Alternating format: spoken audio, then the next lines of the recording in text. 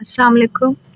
ये वही चैप्टर है ट्रांसपोर्ट वाला क्लास 9th का, जिसमें हम लोगों ने स्टार्ट किया हुआ था ट्रांसपोर्ट इन ह्यूमन के अंदर वाला।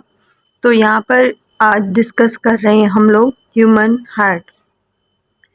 ह्यूमन हार्ट के अंदर जो है सबसे पहले हम लोगों को ये मालूम होना चाहिए कि ह्यूमन हार्ट जो है वो खुद एक मस्क्यूलर ऑर्गन है। सही। अब मस्क्यूलर ऑर्गन होने की वजह से ह्यूमन हार्ट जो है वो रिस्पॉन्सिबल है हमारी पूरी बॉडी की एज अ पंपिंग ऑर्गन की वजह से। अब देखिए, पंपिंग ऑर्गन हम उसको बोलते हैं जो कॉन्ट्रैक्ट और रिलैक्सेशन यानी कि धड़कने वाला अमल कर सके, उसको हम लोग पंपिंग ऑर्गन बोलते हैं। अब पंपिंग ऑर्गन के साथ साथ जो यहाँ पर वर्ड इस्तेमाल किया गया है कार्डियक, उसका असल में मतलब होता है, वो रिलेट हम लोग करते हैं किसी हार्ट के साथ यानी दिल के साथ। ठीक है।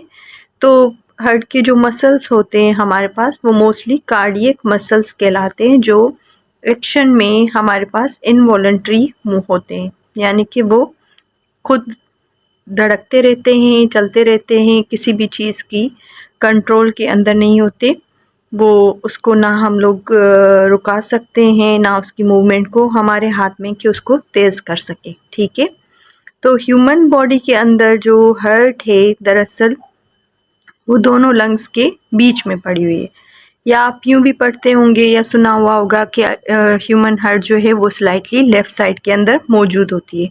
अब अगर स्लाइटली लेफ़्ट साइड है तो आप यूँ भी समझ सकते हैं कि ये मिडल में चेस्ट कैविटी या थोरैक्स के अंदर मौजूद होता है, जिसको हम लोग ऊपर जो चढ़ी हुई होती है हड्डी उसको हम लोग ब्रेस्ट बोन बोलते हैं, स्ट्रेनम, और साइड में रिब्स लगी होती है उसी के स्ट्रेनम के साथ या ब्रेस्ट बोन के साथ। ठीक है। हार्ट जो है वो एक्चुअली लेयर्स के अंदर एक सेक लाइक स्ट्रक्चर के अंदर ढका हुआ होता है, छुपा हुआ होता है, तो उस वजह से उस लेयर को हम लोग बोलते हैं पेरिकार्डियम लेयर बोलते हैं, और उनके बीच में एक फ्लूइड मौजूद होता है पेरिकार्डियम लेयर के बीच में, जिसको हम लोग नाम दे देते हैं पेरिकार्डियल फ्लूइड।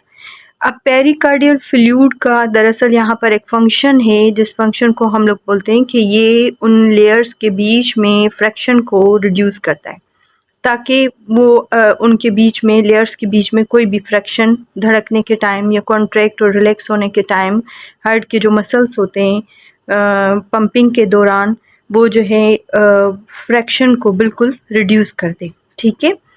अब अगर हार्ट को देखा जाए तो हमारे पास जो हार्ट होती है वो 4 चैम्बर वाली है। ठीक है।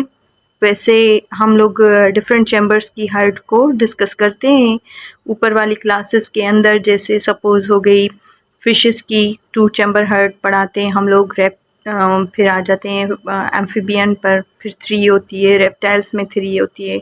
रेप्टाइल्स में सिवाय एक्सेप्ट उसके क्रोकोडाइल के बाकी बर्ड्स और मैमल के अंदर 4 जो चैम्बर वाली हार्ट है वही अंडर डिस्कशन लाते हैं हम लोग। ठीक।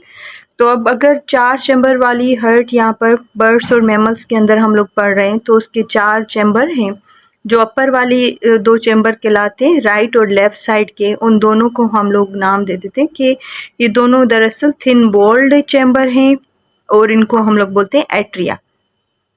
अगर आप इसको सिंगुलर पढ़ेंगे तो सिंगुलर में इसको एट्रियम बोलते हैं। बाकी जो नीचे 2 बचे लेफ़्ट साइड में और राइट साइड में, तो वेंट्रिकल्स कहलाते हैं। वेंट्रिकल्स की जो वॉल होती है वो लोअर जो होते हैं दोनों, उनको जो है थिक वॉल होती है। एक तो ये डिफरेंस में भी काउंट कर सकते हैं हम लोग कि अपर जो चैम्बर हैं दोनों राइट लेफ्ट वाले अट्रिया, और दूसरा उनका डिफरेंस ये कि वो थिन वॉल्ड है। बाकी जो नीचे वाले 2 हैं वो थिक वॉल्ड होते हैं। ठीक है। अब लेफ्ट वेंट्रिकल जो होता है वो दरअसल उसका फंक्शन के लिहाज से वो एक तो लार्जेस्ट होता है, और दूसरा उसके जो चैम्बर के हिसाब से वो स्ट्रॉन्गेस्ट भी होता है। अब इस पूरी हार्ट को पढ़ने के लिए थोड़ा सा मैं इसको समझाने के लिए 3-4 पॉइंट्स को लेती हूँ, जो मोस्टली ज़्यादा जो है ना फेवरेबल रहते हैं स्टूडेंट को समझने के लिए। अब देखिए, सबसे पहले हमारे पास क्या मौजूद है, हमारे पास है कि जो हमारी राइट साइड होती है ह्यूमन की, वो हमेशा रिसीव करती है डीऑक्सीजनेटेड ब्लड। अब ये वाला सारा हम लोग जो सीन है, ये चंद लाइन्स हैं, ये डिस्कस करते हैं हम लोग सर्किट के अंदर। ठीक है। तो लेफ़्ट वाली साइड हमेशा रिसीव करती है ऑक्सीजनेट ब्लड को। ये 2 मेन पॉइंट है, अगर याद करने ये नीचे इसको अगर हम लोग डिस्क्राइब करें इस स्ट्रक्चर को, तो वहाँ जाने से पहले अगर इसको ही हम लोग एक्सप्लेन कर लें कि हमारी राइट साइड रिसीव करती है हमेशा डीऑक्सीजनेटेड ब्लड और लेफ़्ट साइड जो होती है वो रिसीव करती है ऑक्सीजनेटेड ब्लड को। ठीक, अब आ जाते हैं हम लोग के हमारी जो हार्ट है वो एज अ पंपिंग ऑर्गन के तौर पर उसका फंक्शन क्या है। तो फंक्शन के लिहाज से हार्ट जो है हमारी वो दरअसल डबल पंप करती है, यानी कि वर्किंग कंडीशन पहले 4 चैम्बर हैं तो 2 चैम्बर रिसीविंग में होते हैं कि वो ऑक्सीजनेटेड ब्लड को रिसीव करें, बाकी 2 जो चैम्बर होते हैं वो दरअसल डीऑक्सीजनेटेड को रिसीव करते हैं, यानी कि साइमल्टेनियसली काम चलता है और लेकिन वो रिसीविंग जो होती है वो अलग अलग मटेरियल यानी ब्लड की होती है। अब देखिए डबल पंप है तो रिसीव में जब डीऑक्सीजनेटेड ब्लड आएगा इसमें जो अमाउंट ऑफ ऑक्सीजन होते हैं वो as compare to oxygenated blood के कम होती है, तो वो रिसीव करेगा डीऑक्सीजनेटेड ब्लड पूरी बॉडी से, फिर वो भेज देता है उसको पंप कर देता है लंग्स की तरफ। ठीक है, अब इसी वक्त जिसमें हमारी राइट साइड रिसीव करती है deoxygenated blood, similarly left side receive कर रही होती है लंग्स की तरफ से आने वाला ब्लड जो हमारी हार्ट को मिलता है और हार्ट उसको सप्लाई कर देती है पूरी बॉडी की तरफ, यानी कि डिफरेंट पाथवे के ज़रिए। अब इस हार्ट के चैम्बर के अंदर जो ऑक्सीजनेटेड और डीऑक्सीजनेटेड ब्लड है दरअसल ये अलग अलग फ्लो होते हैं, इनमें जो बीच में होता है वो सेप्टा लगा होता है। दोनों अगर अपर आर्ट्रियम के अंदर आर्ट्रिया के अंदर देख लें आप लोग, दोनों चैम्बर के अंदर जो राइट तरफ में है और दूसरा है हमारे लेफ़्ट साइड में। ठीक है, तो उनके बीच में एक सेप्टम लगा होता है जिसकी वजह से वो सेपरेट सारा पाथवे चलता रहता है। तो इस वजह से अगर हम लोग इसी वर्ड को डिस्कस करें ना कि डबल पंप मैकेनिज़्म कैसे पढ़ रहे हैं हम यहाँ पर, तो डबल पंप मैकेनिज़्म के मकसद यहाँ पर होगा कि एक ही वक्त में दोनों अतराफ में एक तरफ से ऑक्सीजनेटेड ब्लड और दूसरी तरफ से डीऑक्सीजनेटेड ब्लड क्या हो रहा है, कलेक्ट हो रहा है और डिस्ट्रीब्यूशन हम लोग पढ़ रहे हैं, तो इस वजह से हम इसको क्या बोल रहे हैं कि डबल पंप मैकेनिज़्म है।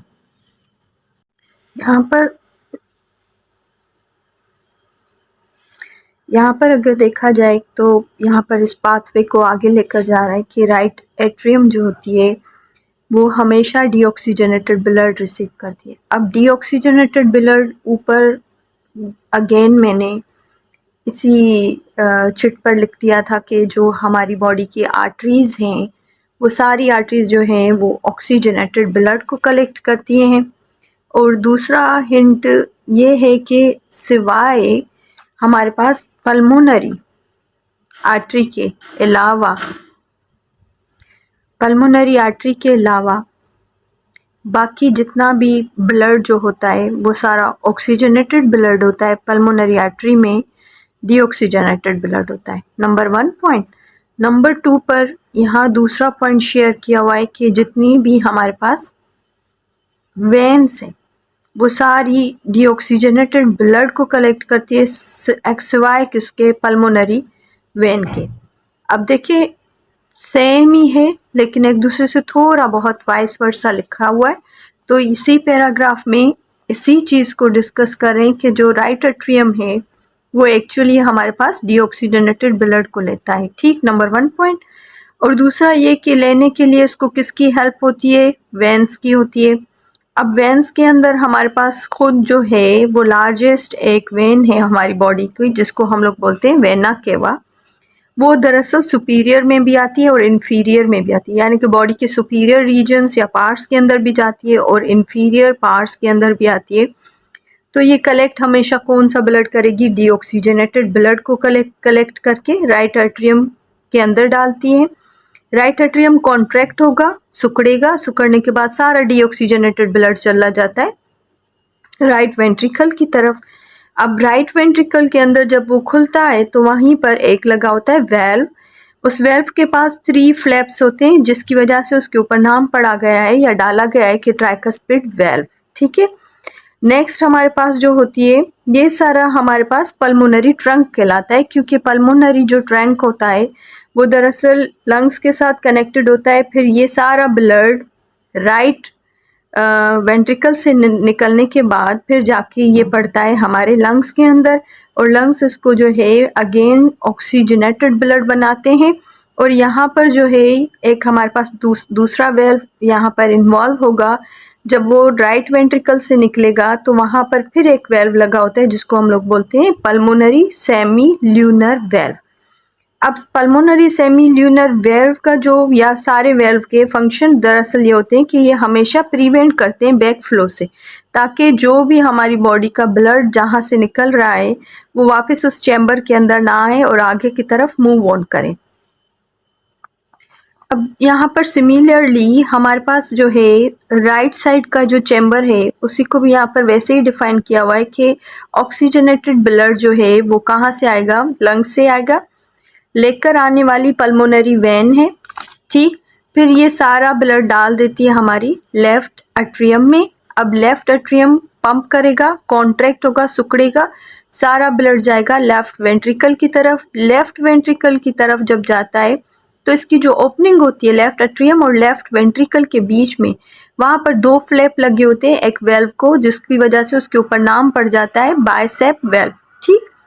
अब अगर यहाँ पर देखें कि लेफ्ट वेंट्रिकल, अब यहाँ पर देखें कि लेफ्ट वेंट्रिकल जो है उसके पास दोबारा एक वेल्व लगा होता है जिसकी वजह से उसके ऊपर नाम पड़ा होता है, या नाम डाल देते हैं हम उसके ऊपर कि ये सिस्टमेटिक सेमील्यूनर वेल्व है या उसको ऑर्टिक सेमील्यूनर वेल्व बोलते हैं। फिर ये जाकर कनेक्ट होता है हमारी ऑर्टा के साथ, और ऑर्टा जो है हमारे पास, ऑर्टा दरअसल लार्जेस्ट आर्टरी है।